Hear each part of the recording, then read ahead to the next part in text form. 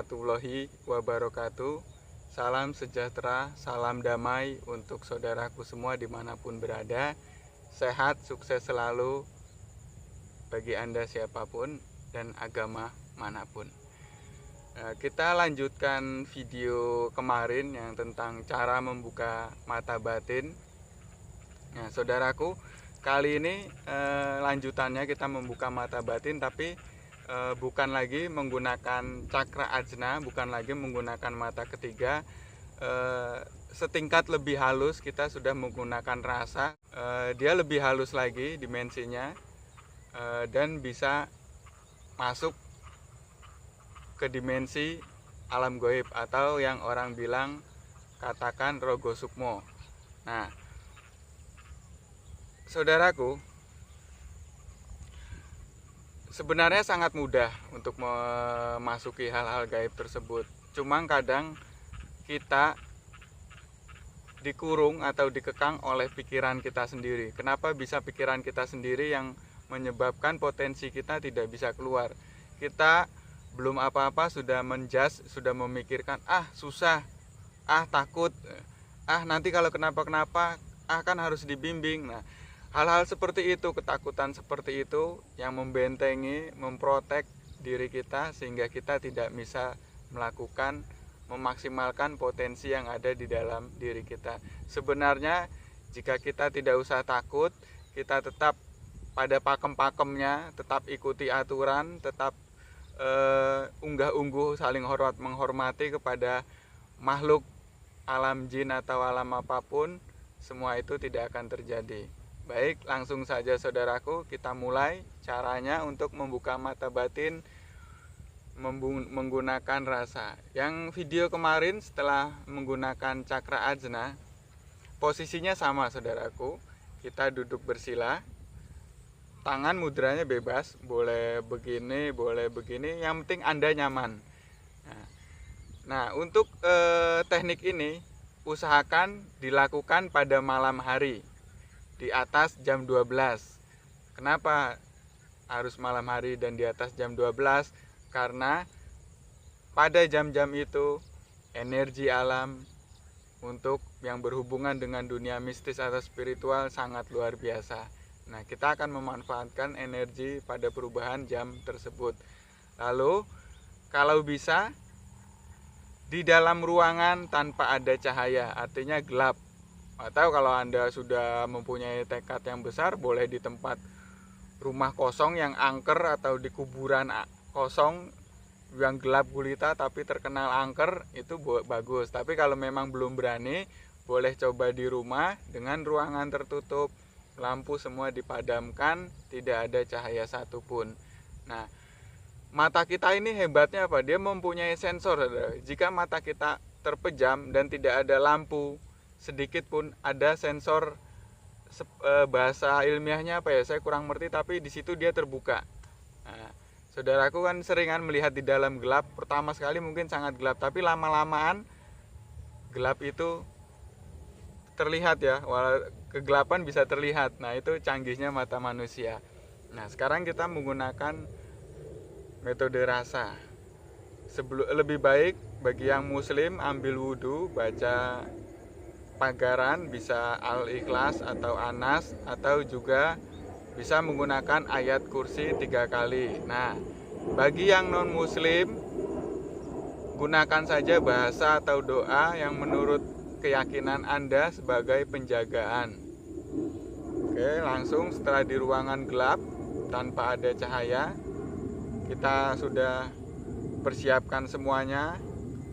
Lalu niat saja, ya Allah, tunjukkanlah kepadaku kegaiban yang ada di sekitar sini. Atau bahasanya bebas, tidak harus baku, terserah Anda bagaimana Anda mengubahnya. Intinya seperti itu. Intinya niat Anda ingin melihat atau ingin membuka kegaiban yang ada di dalam diri Anda. Setelah siap, lidah ditekuk ke langit-langit. Jadi lidah ini ditekuk, ditempel ke langit-langit mulut atas.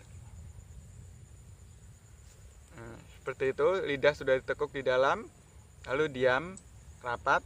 Nah, ini mencontoh ya. Jadi lidah ditekuk, Mata terpejam, konsentrasi bukan lagi di cakra ajna atau di titik tengah ini, tapi konsentrasi di jantung. Jadi posisi rileks, tulang punggung tegak lurus, tegak tapi rileks, mata sudah terpejam, lidah sudah ditekuk ke langit-langit, nempel ke langit-langit mulut atas. Lalu konsentrasi fokus di jantung. Bayangkan Anda ini berada di dalam jantung.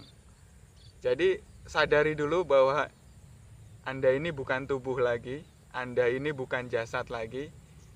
Sadari bahwa Anda ini sudah jiwa. Nah, ini yang agak harus dipahami benar-benar. Jadi Anda, saudaraku, bukan lagi kulit, bukan lagi tubuh, jasad, bukan lagi tulang, bukan lagi daging, tapi Anda sudah dimensi halus, yaitu jiwa.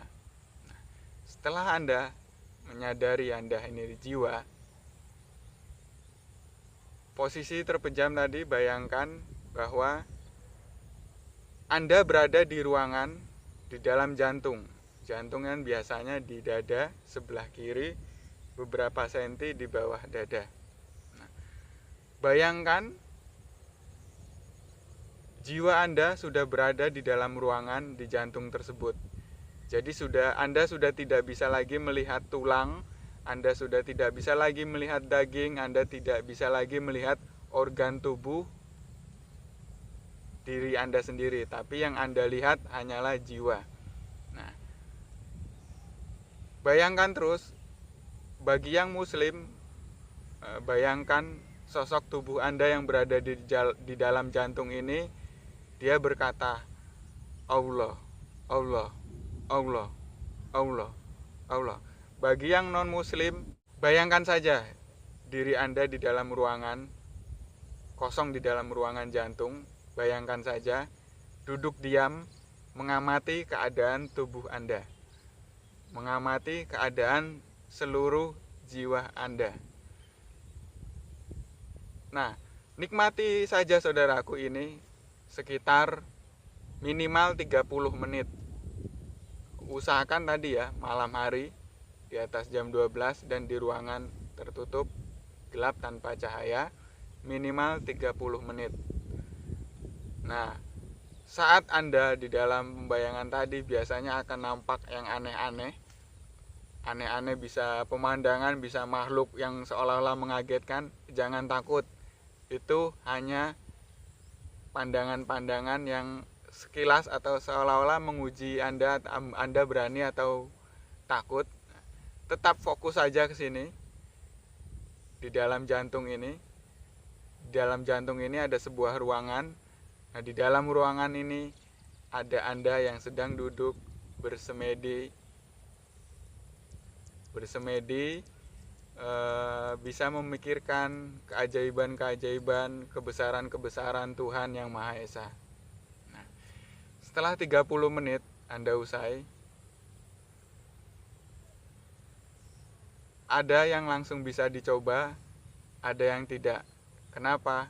Sebenarnya semua manusia bisa langsung mencobanya, tapi daya tangkap manusia, daya olah pikir manusia berbeda-beda.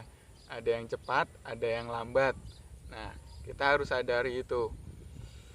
Tapi kalau Anda lakukan ini terus selama 2 minggu, itu lebih banyak bisanya.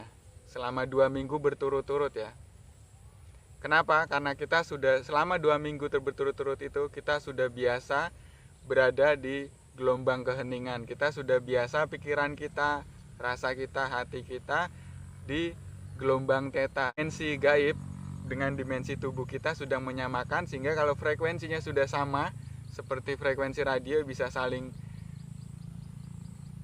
memberikan, saling menerima. Nah, Anda bisa mencobanya. Prakteknya seperti ini. Ini tadi kan latihannya, latihan untuk membangkitkannya. Sekarang mencoba prakteknya seperti tadi. Nah, untuk dalam prakteknya lidah tidak usah ditekuk lagi. Jadi biasa saja, tapi fokus tetap di jantung, di ulu hati, di ruangan. Nah, biasanya jika di tempat angker atau di pohon tertentu ada makhluk gaibnya, makhluk jinnya, Anda akan merasakan. Nah, setelah Anda terasa ada sesuatu yang beda, minta niatkan di dalam hati untuk diperlihatkan sosok tersebut. Nah, biasanya sosok tersebut itu akan muncul di gambaran hati kita, ya. Nah, di gambaran hati kita akan muncul, entah dia seolah-olah welcome untuk berbaik hati pada kita, atau dia seolah-olah mempunyai jahat, tidak menerima kedatangan kita atau penglihatan kita. Nah, saudaraku bisa langsung komunikasikan. Nah, komunikasikan ini biasanya menggunakan bahasa batin, seperti saudaraku menanyakan, nama kamu siapa? Tapi di dalam batin, nama kamu siapa? Nah, itu yang jawab bukan suara asli ya, suara asli nama saya si A misalnya, terdengar di kuping, bukan. Biasanya juga terdengar di dalam hati. Padahal Anda misalnya tidak menjawab nama saya si A, tapi seolah-olah terdengar di sini, nama saya si A. Nah, saudaraku, apakah pembukaan ini, banyak yang bertanya, apa pembukaan mata batin ini bisa berlangsung seterusnya atau hanya sementara? Nah, saya jawab, bisa seterusnya, bisa juga sementara, karena tergantung Anda. Anda yang menguasai diri Anda yang menguasai pikiran Anda juga yang menguasai potensi Anda. Jika terus dilatih, bukan tidak mungkin Anda akan secara otomatis akan masuk ke dimensi, level-level dimensi selanjutnya. Tapi jika malas berlatih, ya hanya sampai di situ, bahkan semakin menurun. Itulah saudaraku, Tuhan sudah memberikan kita perangkat-perangkat yang canggih, begitu juga dengan perangkat-perangkat di tubuh kita untuk melihat dimensi, untuk melihat sesuatu yang tidak bisa dilihat oleh orang lain. Tapi semua itu tidak ada yang instan, tetap harus melalui proses, baik proses pelatihan, proses penggemblengan, bahkan Tuhan sendiri memproses kita dari lahir sampai besar untuk menjadi apa, itu sudah mengikuti proses Tuhan. Nah, semoga bisa dipahami saudaraku kali ini. Terima kasih. Selanjutnya di channel ini saya akan terus bahas masalah-masalah mistis. Dan terima kasih juga untuk yang sudah subscribe, yang sudah like, dan yang sudah membagikan, sudah mengikuti apapun pemahaman dari saya. Jika pemahaman saya salah, lebih baik tinggalkan, tidak usah dipakai, ambil yang baik menurut Anda. Wassalamualaikum warahmatullahi wabarakatuh.